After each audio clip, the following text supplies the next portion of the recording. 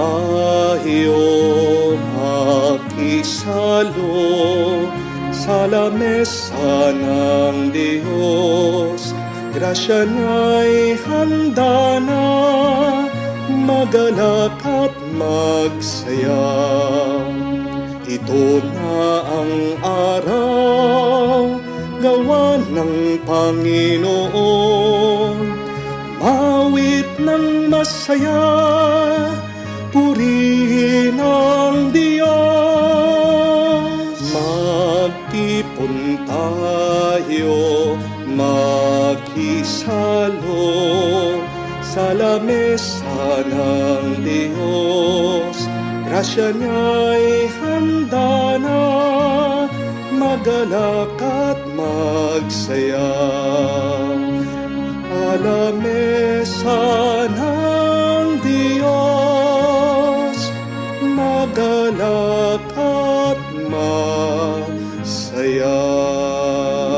Sa ngalan ng Ama, ng Anak at ng Espiritu Santo, Amen. sumainyo ang Panginoon. At sumainyo rin.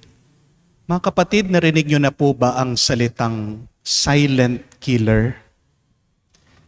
Maraming tahimik na nakakasakit o nagiging sanhi ng ating kamatayan ngayon.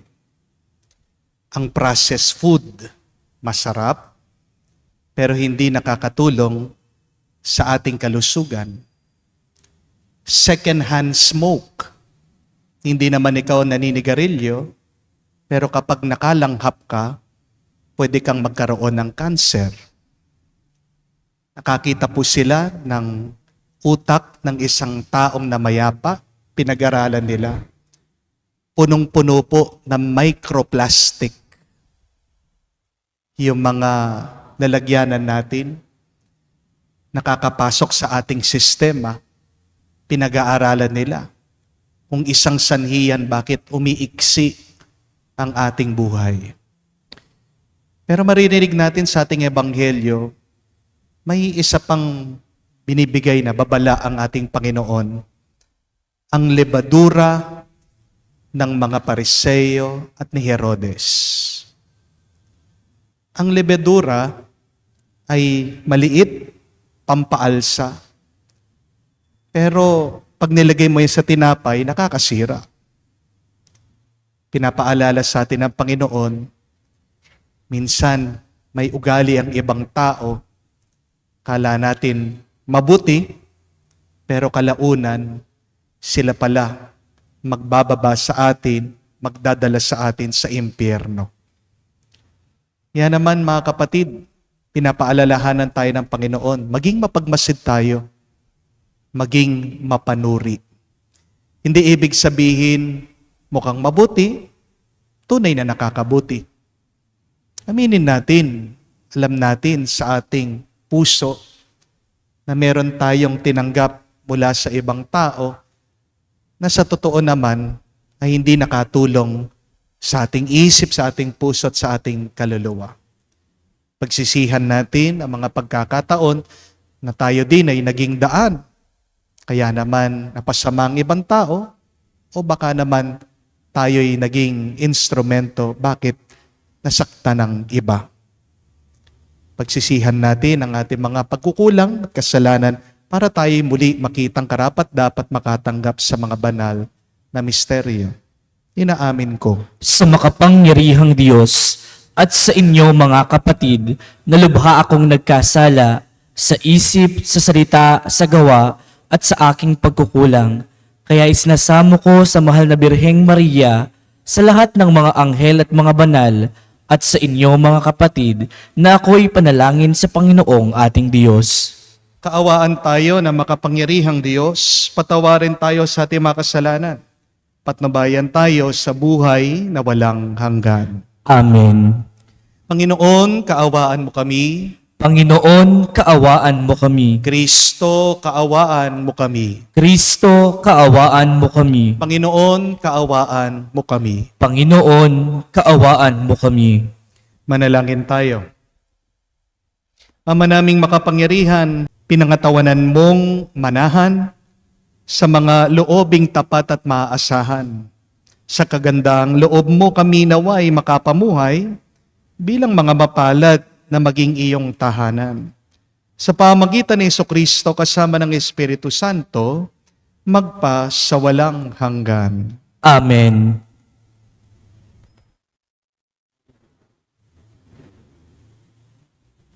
Pagbasa mula sa aklat ng Henesis. Nakita ng Panginoon na labis na ang kasamahan ng tao at wala na itong iniisip na mabuti. Kaya't ikinalungkot niya ang pagkalalang sa tao. Sinabi niya, "Lilipulin ko ang lahat ng mga taong aking nilalang. Lilipulin ko rin ang lahat ng hayop at mga ibon. Bakit ba nilalang ko pa ang mga ito?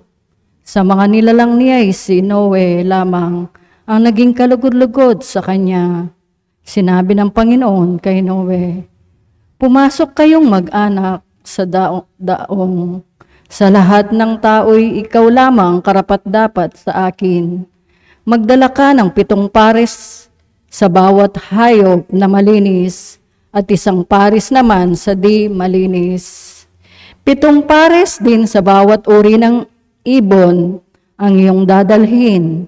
Gawin mo ito upang ang bawat uri ng ibon at hayop ay maligtas. Sa gayoy daraming muli ang mga ito. Pagkaraan ng 1 linggo, paulanin ko ng 40 araw at 40 gabi upang lipulin ang lahat ng aking nilikha sa daigdig. At ginawa nga ni Noe ang bawat inutos ng Panginoon. Pagkaraan ng 1 linggo, bumaha nga sa daigdig. Ang salita ng Diyos. Salamat sa Diyos. Basbas ng kapayapaan sa bayan ng Poong Mahal. Basbas ng kapayapaan sa bayan ng Poong Mahal. Purihin ng Panginoon ninyong banal na nilalang, pagkat siya ay dakilat marangal ang kanyang ngalan. Ang poon ay dakilain, purihin at Diyos na banal. Yumuko ang bawat isa kapag siya ay dumatal. Basbas ng kapayapaan sa bayan ng Poong Mahal. Sa gitna ng karagatan, tinig niya'y naririnig. Sa laot ng karagatay, hindi ito nalilingid. Pag nangusap na ang poon, tinig niya'y ubod, lakas. Ngunit tinig, kamahalan kapag siya'y nangungusap. Basbas ng kapayapaan sa bayan ng Poong Mahal. Ang tinig ng dakilang Diyos, parang kulog na malakas. Kaya't mga nasa templo'y sumisigaw, nagagalak. Panginooy papaurihan, ganito ang binibigkas. Siya rin ang nagahari sa dagat na kalaliman. Namumuo siya roon bilang hari walang hanggan. Basbas ng kapayapaan sa bayan ng Poong Mahal.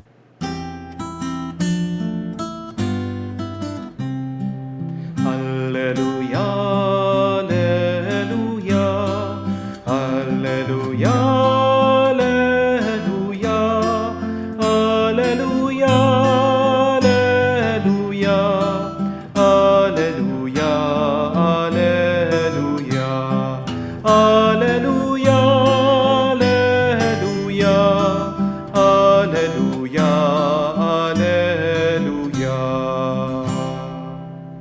Ang sa akin nagmamahal, tutupad sa aking aral, ama't ako'y mananahan.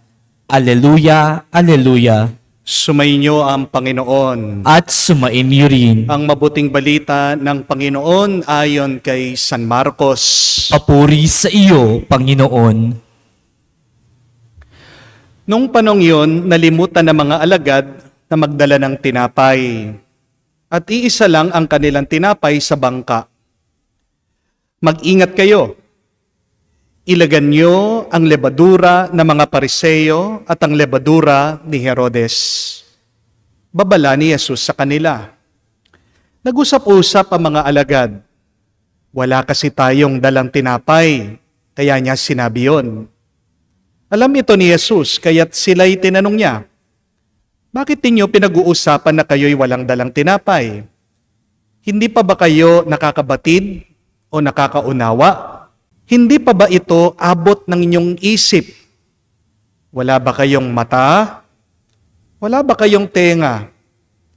Nakalimutan na ba ninyo nang pinaghahati-hatian ko ang 5 tinapay para sa 5,000? Ilang bakol ang napuno ninyo sa mga lumabis na tinapay? 12 po, tugon nila. At nang paghati-hatian ko ang 7 tinapay para sa 4,000, ilang bakol na malalaki ang napuno ninyo? Tanong niya. 7 bakol po, tugon nila. At hindi pa rin ninyo maunawaan? Wika niya. Mga kapatid, ang mabuting balita ng ating Panginoon. Pinupuri ka namin, Panginoong Heso Kristo. Magandang araw po muli sa inyong lahat. Magandang araw din po. May tanong lang po ako. Halimbawa po, isang araw, ikaw ay nag-aalmusal, nagkakape ka, at kung may maglalagay ng asukal sa iyong kape, iinumin mo ba? Yes or no? Yes. Opo. Hindi po ba? Kung ang maglalagay ng asukal dun sa kape mo, kaaway mo, iinumin mo ba yung kapeng yun? Medyo mapapaisip ka. Hindi po ba? Pero kung nakita mo naman na kumuha siya dun sa asukal, nilagay niya dun sa iyong tasa, dun sa iyong kape, iinumin mo pa rin. Asukal lang naman yun Hindi po ba? Pero, halimbawa, nagkakape ka nga, at pagkatapos, may naglagay ng kakaunting lason dun sa iyong kape. Iinumin mo ba? Di ba hindi? Kung ang naglagay ng lason dun sa iyong kape, dun sa iyong tasa, ay kaibigan mo, iinumin mo pa rin ba yung kape? Hindi. Di po ba? Ano po ang punto? Ito po, isipin nyo. Kahit sino pa yung naglagay ng lason dun sa iyong kape, lason pa rin yun. Amen? Hindi mo tatanggapin, hindi mo iinumin dahil yan ay makakasama sa iyo. At di bali na kung sino man ang maglagay doon sa iyong inumin, basta't yan ay nakakabuti sa iyo, di po ba? Kahit na kaaway mo, ayaw mo yan, kung alam mo naman hindi lason, kung alam mo naman na hindi masama, tatanggapin mo pa rin, iinumin mo pa rin.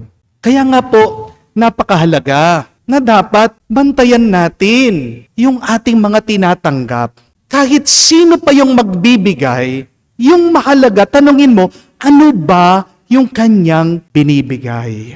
Napakahalaga. Bantayan mo ang iyong isip, ang iyong puso, ang iyong kaluluwa. Dahil ano man ang binibigay ng ibang tao, diyan dadapo ang kanilang ibibigay. Dahil kung makakasama sa iyo, wag mong itong tanggapin.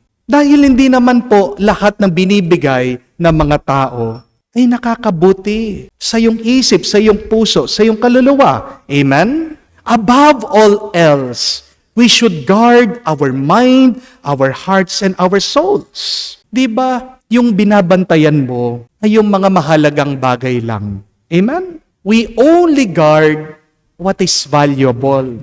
At wala na pong ibang pinakamahalaga sa ating buhay, kung hindi ang ating isip, ang ating puso, ang ating kaluluwa. Kaya nga po, kung maalala nyo, ano ang turo ng ating Panginoon? What profit is a person if he gains the whole world and yet loses his soul?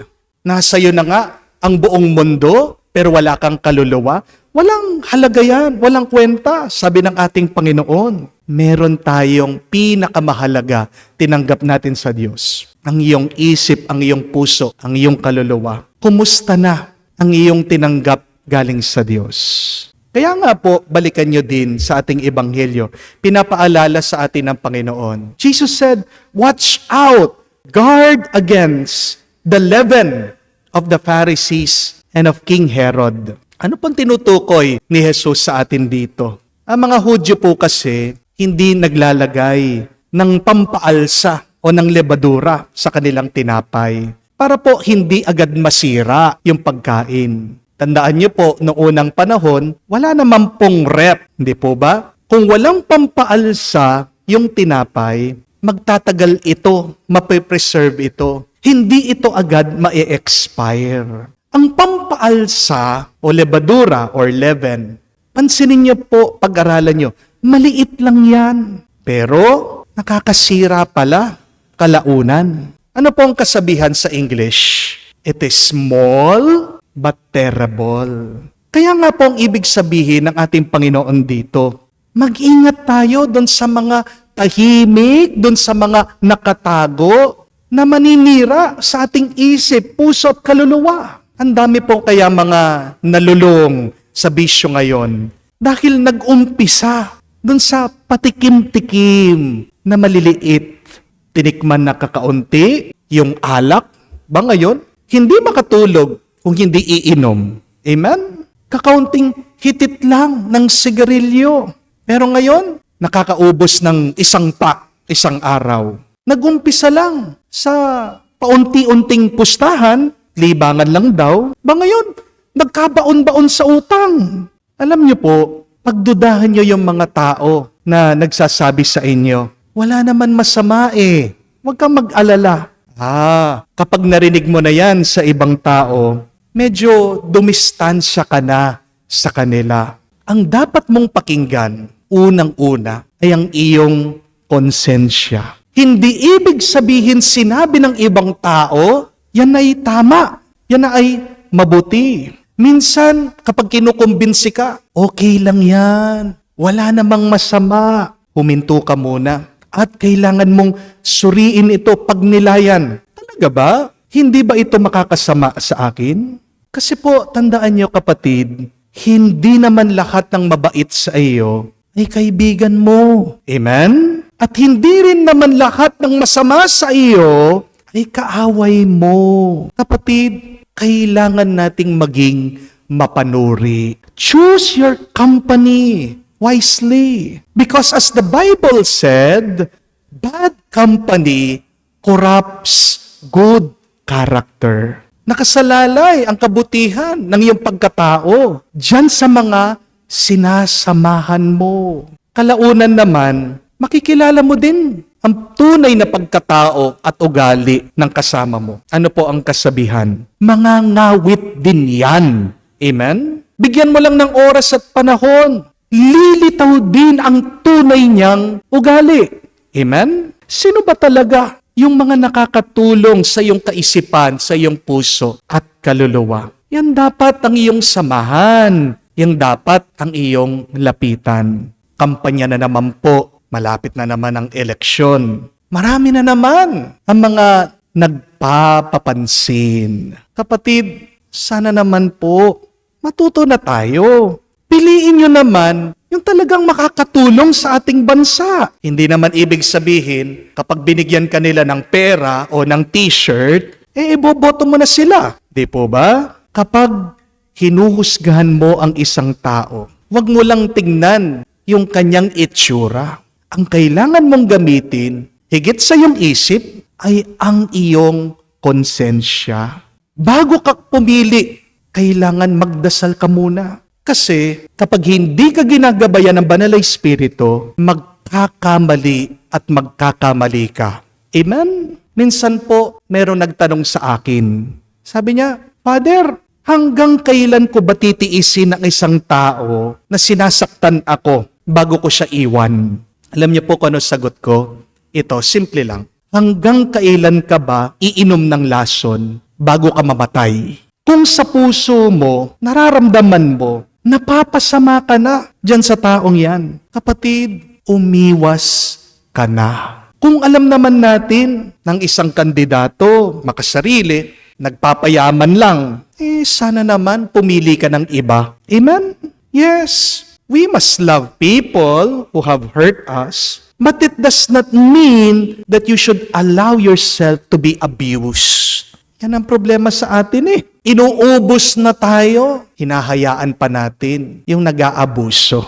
Yes, you must pray for people who hurt you, but it does not mean that you should accept and tolerate their disrespect.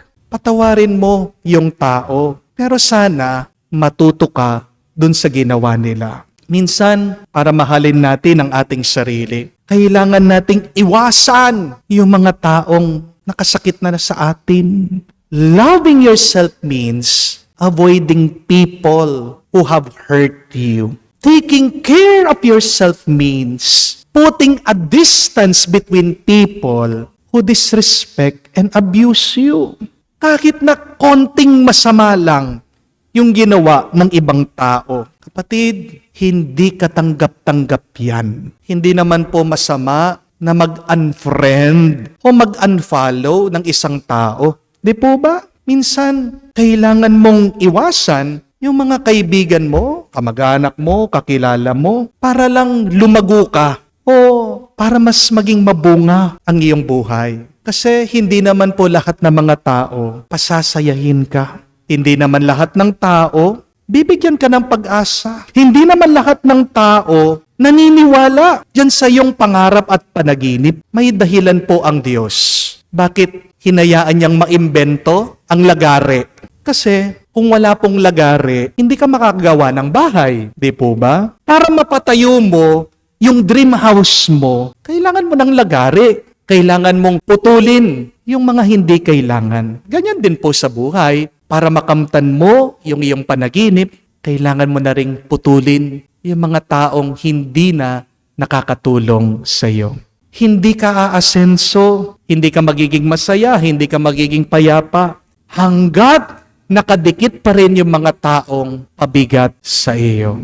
Balikan nyo man po ang unang pagbasa. Napakaganda. Ano po ang utos ng Diyos kay Noah? Sabi niya, Noah, kasamang mga anak mo, ang iyong pamilya, gumawa kayo ng arko. Bakit po ang pamilya lang ni Noah ang kasama niya doon sa paggawa ng arko? Bakit po hindi tumawag si Noah ng ibang tao? Di ba? Napakalaki po nung kailangan niyang gawin na bangka. Binigyan lang po si Noah ng 1 linggo para magawa niya yung bangka. Hindi po ba kailangan niya ng mas maraming katulong? Kasi po, hindi naman po lahat ng mga tao sumusunod sa kautusan ng Diyos. Yan nga yung napansin ng Diyos Napuno na, kumalat na ang kasamaan sa mundo at wala nang ginagawa na mabuti ang tao. Tanging si Noah lang ang nakikinig at sumusunod sa Diyos. At nung pangapong ginagawa ni Noah yung kanyang arko, di po ba, pinagtatawanan pa siya ng ibang tao. Pinapaalala sa atin dito, mga kapatid, pakinggan nyo ha. Hindi mo kailangan papasukin sa buhay mo yung mga taong pinagtatawanan yung panaginip mo. At huwag mong aanyayahan ang mga tao na pumasok sa buhay mo kung maninira lang sila sa iyo. Huwag kang makukonsensya, kapatid, kapag pinuputol mo ang ugnayan mo sa ibang tao. Walang masama dyan. Kung nga po si Jesus, di ba, Diyos na, hindi naman po siya nanatili sa mga Pariseyo. Kasi alam niya yung mga ibang Pariseyo, hindi siya gusto. Yung mga ibang Pariseyo, masama ang kanilang mithiin kay Jesus. Hindi naman po nilapitan ni Jesus si Herodes. Di po ba? Si Herodes, hinahanap-hanap pa nga si Jesus Pero nagtago ang ating Panginoon kay Herodes. Bakit umiwas si Jesus kay Herodes? Kasi si Herodes ang nagpapatay kay San Juan. Hindi malayo, papatayin din niya si Jesus. So remember that, my dear friends, that cutting off people from our life is not cruelty. It is not also weakness. But when you cut off toxic people from your life, that is just strength and wisdom. Sino po ba yung mga taong naninira sa buhay mo? Sino yung mga tao na binubutas yung bangka, kaya naman lumulubog ka ngayon sa buhay mo? Alam mo sila, marami sa inyo, ayaw lang tanggapin, ayaw lang aminin, marami pa, in denial sila. Merong iba sinasabi, mabait naman sila Talaga? Baka kapag tulog, baka mabait yan. Pero nag-iibang ugali pag nakainom. Baka mabait yan kapag hindi bilog ang buwan. Mga kapatid, kilala naman natin yung mga tao na hindi nakakatulong sa atin. Alam natin, madalas kung sino ang lason ng ating buhay. Kapatid, ipagdasal mo sila sa Panginoon. Ang Diyos ang makakapagbago sa kanila. Ang papel mo ngayon, kailangan umiwas ka sa kanila at gawin mo ang kalooban ng Diyos. Manatili ka sa Panginoon, palalakasin ka niya, at siya ang magpapasaya sa iyo. Amen. Tumayo po tayo. Nagtitipon tayo bilang sambayanan ng Diyos, dalhin natin ang ating mga pangangailangan sa Ama, panatag ang ating kalooban na tayo'y Kanyang pagbibigyan. Ating sabihin, Panginoon, dinggin mo kami. Panginoon, dinggin mo kami. Ang ating mga apostol sa simbahan, naway italaga ng buong buo ang kanilang buhay sa pagpapahayag ng Ebanghelyo sa pamamagitan ng kanilang pagsaksi sa kanilang buhay. Manalangin tayo sa Panginoon. Panginoon, dinggin mo kami. Ang mga magulang at guro naway maging mga buhay na huwaran ng pananampalataya sa mga taong nasa kanilang pag-aaruga. Manalangin tayo sa Panginoon. Panginoon, dinggin mo kami. Tayong lahat naway maibigay ang lahat ng ating makakaya para gawin ang nararapat at nawa ang salita ng Diyos ang siyang magbigay sa atin ng lakas para sa anumang gagawin natin. Manalangin tayo sa Panginoon. Panginoon, dinggin mo kami. Sa katahimikan po ng ating puso, banggitin din natin sa Diyos ang ating mga personal na pangangailangan. Makalangit na Ama, palalimin mo ang aming pananampalataya upang lumago kami sa iyong pag-ibig at laging maglingkod sa iyo na may mapagbigay at malinis na puso. Hinihiling namin ito sa pamamagitan ni Kristo, aming Panginoon. Amen.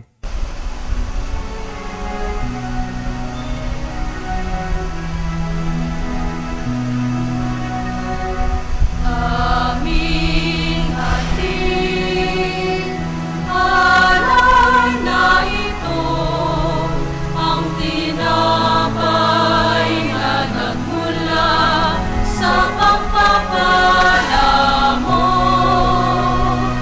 at tanggapin ang alak na ito, inuwing inihain sa'yo.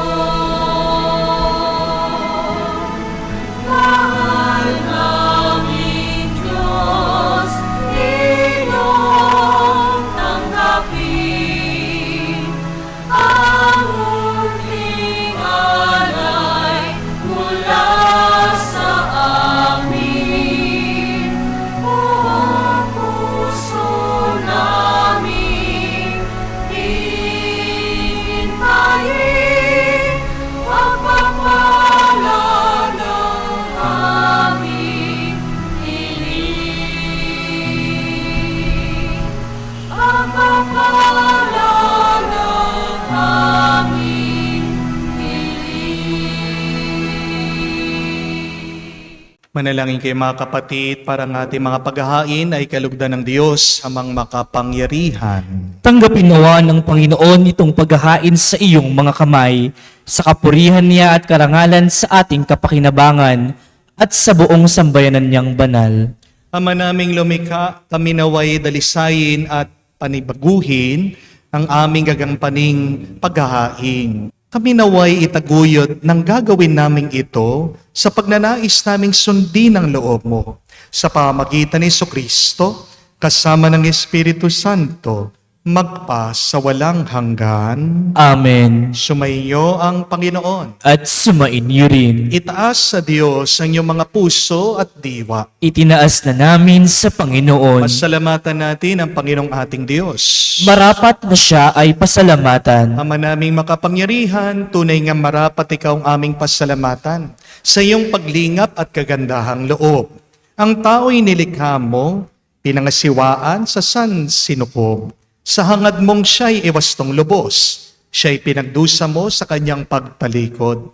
Sa iyong paggiliw, iyong pinahintulot na makabalik siya sa pamagitan ni Kristo Jesus. Kaya kaisa na mga anghel nagsisiawit ng papuri sa iyo. Nang walang humpay sa kalangitan, kami nagbubunyi sa iyong kadakilaan.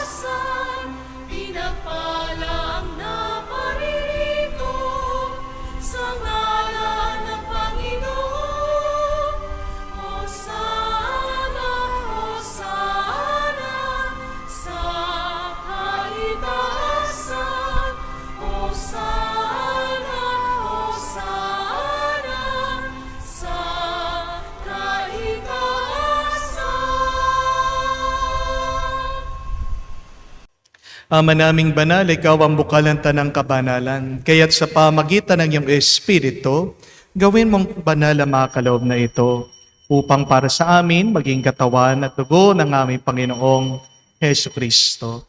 Bago niya pinagtiis ang kusang loob na maging handog, hinawakan niyang tinapay, pinasalamatan kanya.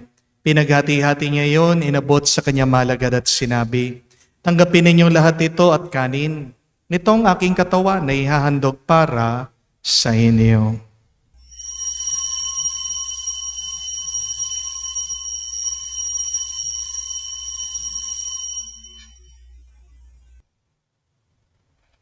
Gayon din naman nung matapos ang hapunan, hinawakan niya ang kalis.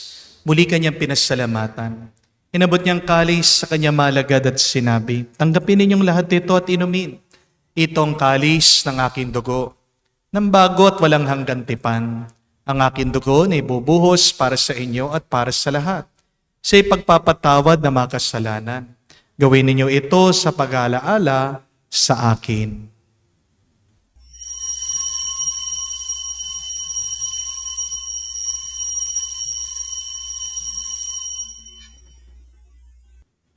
Ang misteryo ng pananampalataya. Aming ipinahayag na Namatay ang iyong anak, nabuhay bilang Mesiyas, at kakabalik sa wakas para mahayag sa lahat. Ama, ginagawa namin ngayon ang pag-alaala sa pagkamatay at muling pagkabuhay ng iyong anak. Kaya tinialay namin sa iyong tinapay nagbibigay buhay at ang kalis na nagkakaloob ng kaligtasan. Kami nagpapasalamat dahil kami yung minarapat na tumayo sa harap mo para maglingkod sa iyo. Sinasamo namin kami magsalo-salo sa katawan at dugo ni Kristo ay mabuklod sa pagkakaisa sa pamamagitan ng Espiritu Santo. Ama, lingapin mong iyong simbahan, laganap sa buong daigdig. Puspusin mo kami sa pag-ibig.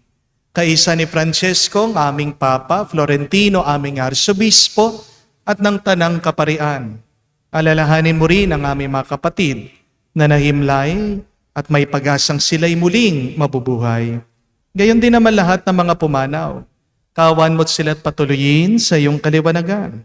Kawan mo't pagindapatin kaming lahat na makasalo sa iyong buhay na walang wakas. Kaisa na mahal na Birhen Maria, Ina ng Diyos. Kaisa ni San Jose, ang kanyang maligayang esposo. Kaisa na mga apostol at lahat ng mga banal na namuhay dito sa daigdig na kalugod-lugod sa iyo. May pagdiwang nawa namin ang pagpupuri sa ikararangal mo sa pamamagitan ng iyong anak, aming Panginoong Hesu Kristo. Sa pamamagitan ni Kristo, kasama niya at sa Kanya, ang lahat ng parangal at papuri ay sa iyo, Diyos Ama, makapangyarihan, kasama ng Espiritu Santo, magpasawalang hanggan. Amen, Amen. Amen. Sa nakakagaling na utos sa turo ni Jesus sa Panginoon natin at Diyos, ipahayag natin ang lakas loob.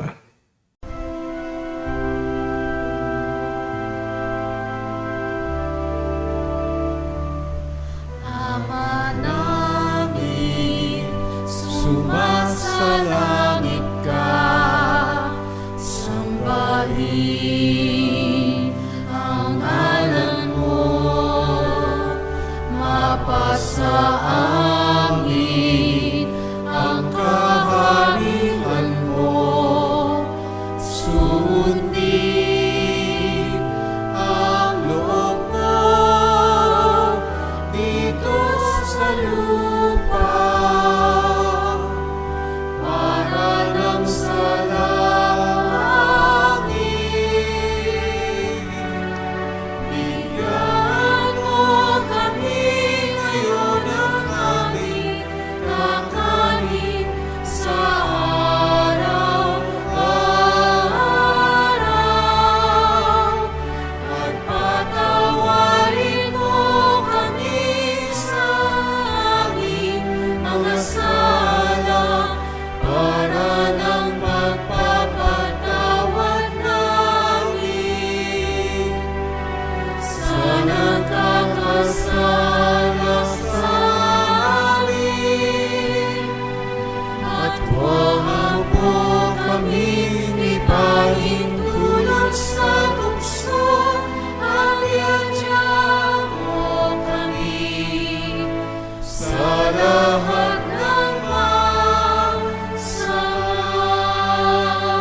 Hinihiling namin kami adya sa lahat na masama, pagkalooban ng kapayapaan na araw-araw, ligtas sa kasalanan, ilayo sa lahat ng kapahamakan, samantalang aming pinanabikan ang dakilang araw ng pagpapahayag ng tagapagligtas naming si Hesu Kristo. Sapagkat iyo ang kaharian at ang kapangyarihan at ang kapurihan magpakailanman.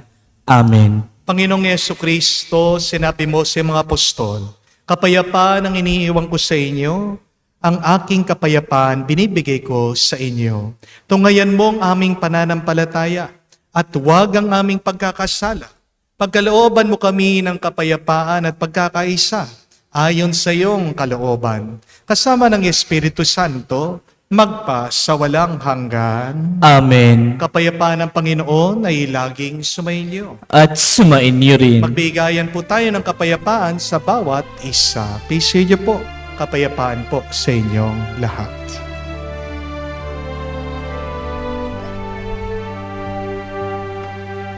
Kordero ng Diyos na nag-aalis ng mga kasalanan ng sanlibutan, maawa ka sa amin. Maawa ka sa amin. Kordero ng Diyos na nag-aalis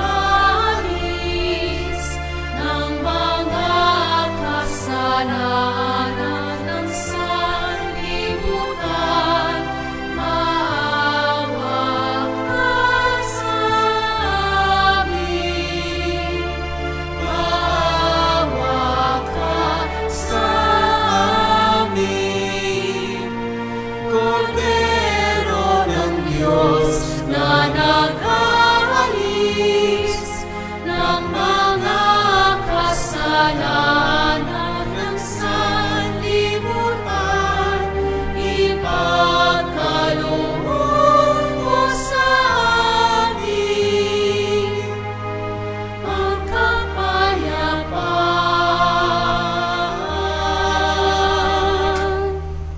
Mga kapatid, naririto ang ating Panginoong Yesu Kristo, ang Kordero ng Diyos.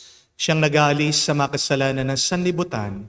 Mapalad tayong lumalapit sa piging ng Kordero. Panginoon, hindi ako karapat-dapat na magpatuloy sa iyo, ngunit sa isang salita mo lamang ay gagaling na ako.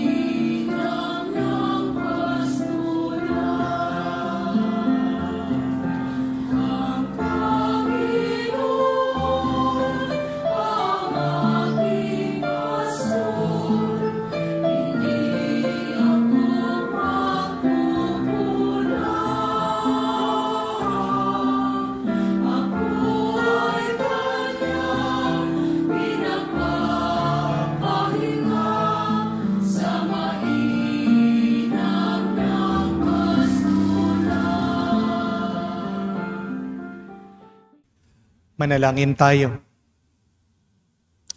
Ama naming mapagmahal, kami pinagsasalo mo sa banal na pakikinabang, ay gawin mong laging manabik ng pagsaluhan. Ang kaloob mong ito sa aming ikabubuhay, sa pamagitan ni Jesucristo kasama ng Espiritu Santo, magpa sa walang hanggan. Amen.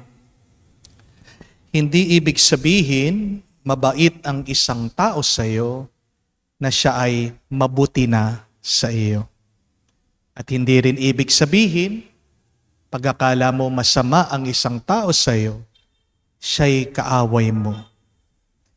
Minsan, mali lang ang ating interpretasyon. Akala mo lang masama siya sa iyo, pero mahal ka niya at yung ginagawa niya ay hindi parusa kung hindi disiplina. Di po ba? Kaya kailangan nating maging mapanuri palagi. At para magkaroon tayo ng mabuting kaisipan, kailangan natin yang paporma, paayos sa pamamagitan ng banal na Espiritu. Malapit na naman po ang eleksyon, sabi ko nga. Ngayon pa lang po, nangangampanya na ang marami. Ito po ay isang pagsubok sa ating lahat. Napakarami sa atin gustong umasenso ng ating bansa, pero hindi naman marunong pumili. Dahil binabase natin ang ating pagpili dun sa mukha lang ng tao. Mga kapatid, sana higitan niyo po sa inyong pagtingin ang iyong pagpili. Kahit sino naman pwedeng mag-itsurang pogi o maganda, hindi po ba? Pero ang pinakamahalaga, kung ano yung nandun sa loob ng tao. Sana po, tingnan nyo lang, wag yung itsura ng mga kandidato. Pero kung ano ba talaga yung kanilang plataforma. Malalaman mo naman yung intensyon ng isang tao. Dahil sabi ko nga, mga ngawit din yan. Kalaunan, makikita mo din ang totoo niyang kulay. Mga kapatid, sana po gamitin natin ang ating konsensya sa ating pagpili o pagtanggap sa iba. Kaya po ang aking assignment sa inyo, kahit na malayo pa po, pag-aralan nyo yung mga iboboto nyo. Sana wag lang naman po kayong magbase sa mga survey o doon sa mga nakikita nyo sa Facebook o sa TikTok o napapanood nyo sa TV o naririnig nyo sa radyo. Pag-aralan yung mabuti. Sino ba talaga dyan yung makakatulong para umangat o masenso ang ating bansa? Ang kampanya, hindi po beauty contest. Ang kampanya, hindi po popularity contest. Pero sana isipin natin ang kinabukasan ng ating bansa. So, yan po ang aking assignment sa inyo. Suriin yung mabuti, pag-aralan nyo ng mabuti, yung mga kandidato na iboboto nyo. Sino ba dyan yung lason? At sino ba dyan yung bitamina makakatulong sa ating lahat? Sumayin niyo ang Panginoon. At sumain niyo rin. At basbasan kayo ng Diyos makapangyarihan sa lahat sa ngalan ng Ama, ng Anak, ng Espiritu Santo. Amen. Ang ating misa ay natapos na. Humayo kayo sa kapayapaan ni Kristo. Salamat sa Diyos.